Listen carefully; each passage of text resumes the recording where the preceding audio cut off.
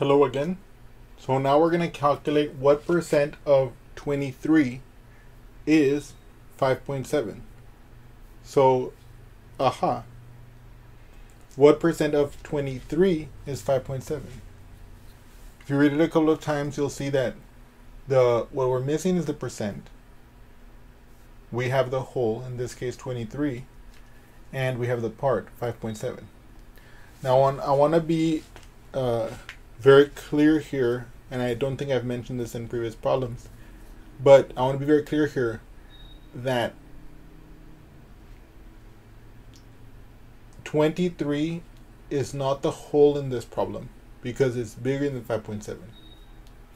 It's the whole in this problem because we're looking at what percent of 23. So when you say what percent of 23, that indicates 23 is the whole. What percent of 23 is 5.7. Okay. So now we're going to use our standard technique to solve this problem. First, we're going to list what they give us. So we're going to say, okay, we have what's our part, what's our whole, and what's our percent. So from our discussion, we can tell that our percent is unknown to us. So we're going to represent it with an X. Okay. We can tell that our part, in this case, is 5.7 from the considerations that we were just discussing. And we can tell that our whole in this case is 23. Okay? So now we remember our equation that the part over the whole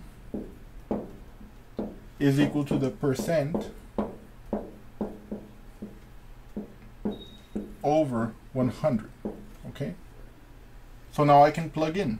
This implies that 5.7 divided by 23 is equal to X divided by 100.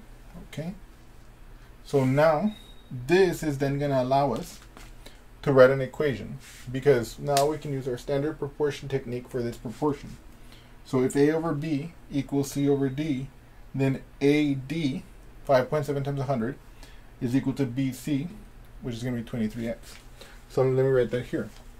So therefore, 23X is going to equal to 5.7 times 100. Okay? So now, let me do that over here. 5.7 times 100 is going to be like this. 7 times 0 is 0. 7 times 0 is 0 again. 7 times 1 is 7. And then it'll be 5 times 0, which is 0. 5 times 0, which is 0. 5 times 1, which is 5. Then I can add them. 0, 0, 7, 5. And then here, there's one decimal place among all the terms being multiplied. There's one decimal place. So I can move the decimal place once to the left here, and I get 570. So in other words, 5.7 times 100 is 570, and that will equal to 23X. Okay? Okay. So now I want to get my X by itself because my X will represent the percent that I'm looking for. Okay? So 23, I'm going to divide on the left. I'm going to divide the right by 23. That's going to give me X equals 570 over 23. Okay? So if I wanted to, I could say that that 5.7 is 570 over 23% of 23. But of course, that's not what we're looking for. We want a number that's more familiar to more familiar to us. Okay? So I'm going to write that down here temporarily so I can perform the long division. Okay? Okay. So I know now that this number is actually 570 over 23. And now I'm going to perform the long division so we can get a number that's more familiar to us as a percent. Right, because we don't want to say a fraction percent type thing. Yeah. So let's do that together here. So I want to ask, 23 goes into 570. Okay? Now before I do this, I'm going to make my multiplication table. And let me make it right here. Okay. 1, 2, 3, 4, 5, 6, 7, 8, and 9. And I know that 1 times 23 will be 23, of course. And then if I add 23 to this, I'll get 46. And if I add 23 again, I'll get 69. And if I add 23 again, I'll get 92. If I add 23 again, I'll get 115. If I add 23 again, I'll get 138. 23 again, I'll get 161, 184, and then finally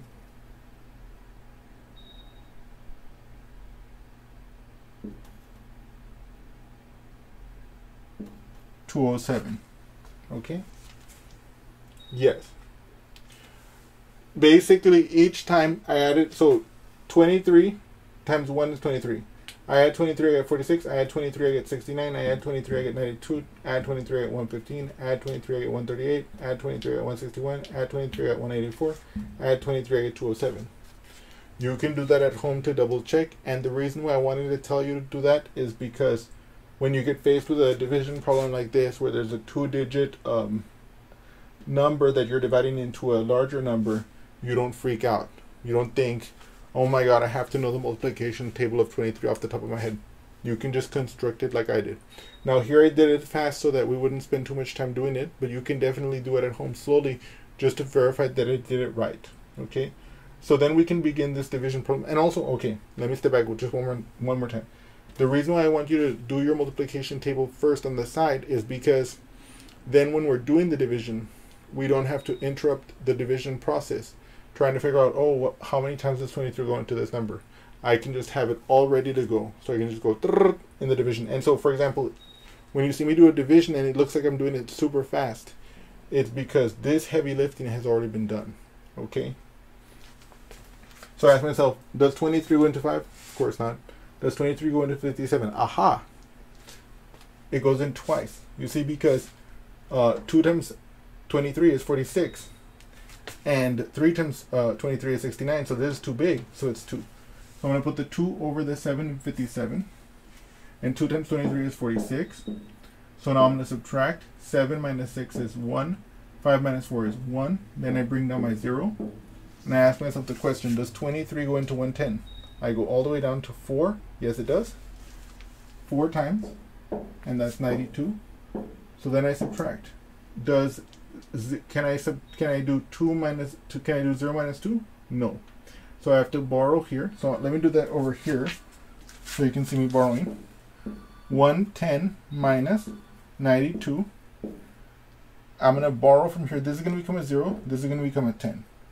10 minus 2, that's going to be 8. Okay? So I can do that over here with my hands too if I wanted to.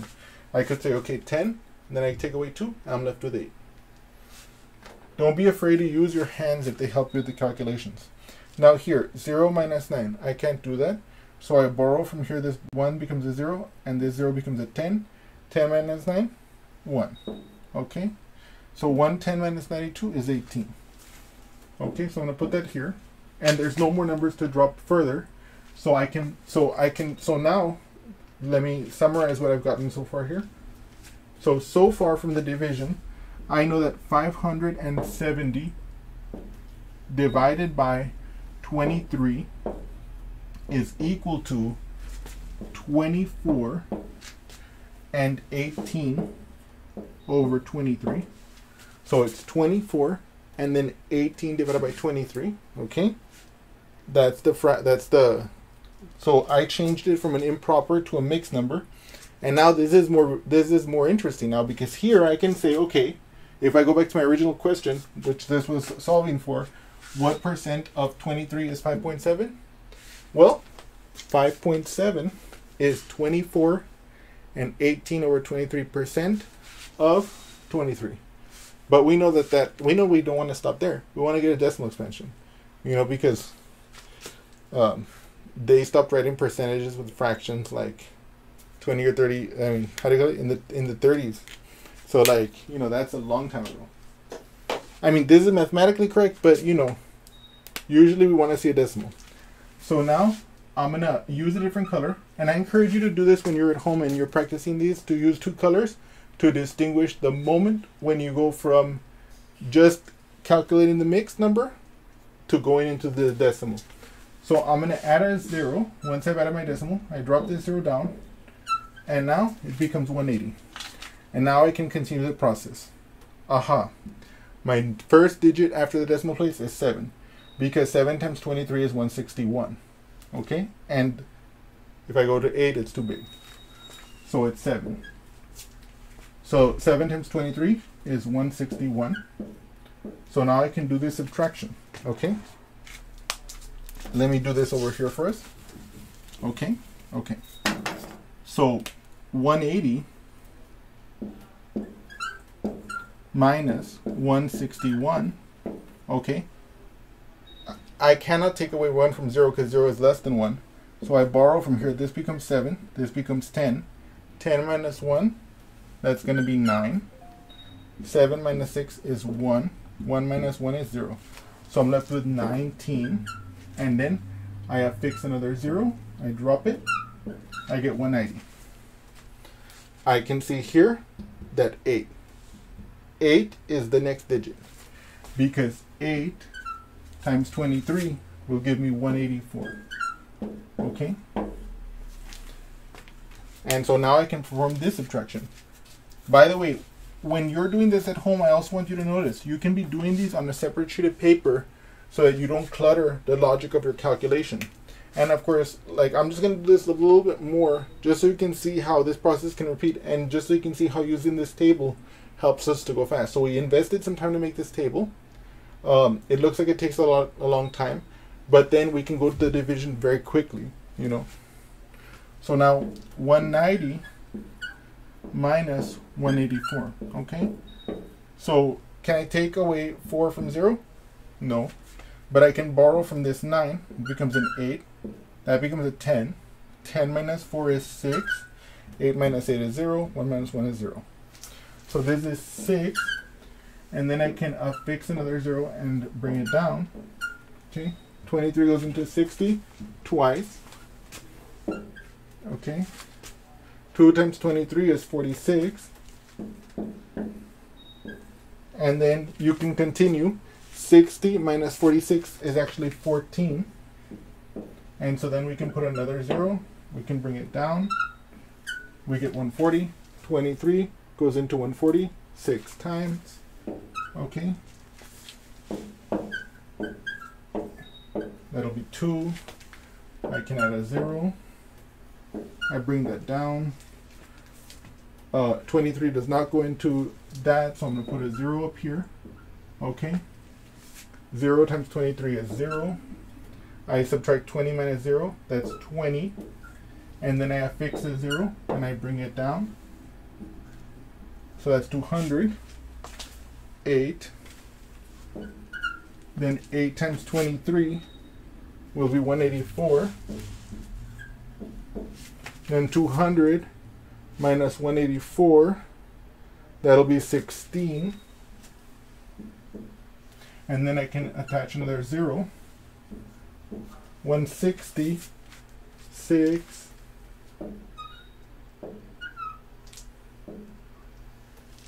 Okay. Now, admittedly, we didn't have to go that far, and we don't even need that many digits, to be honest. So we can just leave this as 24.78. 24.78. So now, for example, we could say, strictly speaking, I should put an almost equals, right? A squiggly equal sign. So now, to answer that question, what percent of 23 is 5.7? It's approximately 24.78%. We would put the percent sign if we were writing on the answer. But now, let me tell you one of the reasons why I did this extra division. First of all, I want you to try and duplicate this at home. Walk through the calculation. Notice how it's kind of mechanical, right? You just find how many times does this number go into that? You do that multiplication, then you subtract, then you bring down one digit at a time each time. So you find this times that equals that. This minus this is this. I bring down a digit. I repeat the process over and over again, right? But so now let me also tell you something else. Look, we're not going to have to do divisions that are this long, usually, and in real life. But let's say hypothetically that if you had a pocket calculator, that calculator can only probably get you about 5 or 6, maybe 7, 8 of the digits in your window. So if you want to go beyond that, the calculator might not help you. But here, if we wanted to, we're not going to, but if we wanted to, we could keep doing the division for as long as we wanted. And that is the power of learning this technique.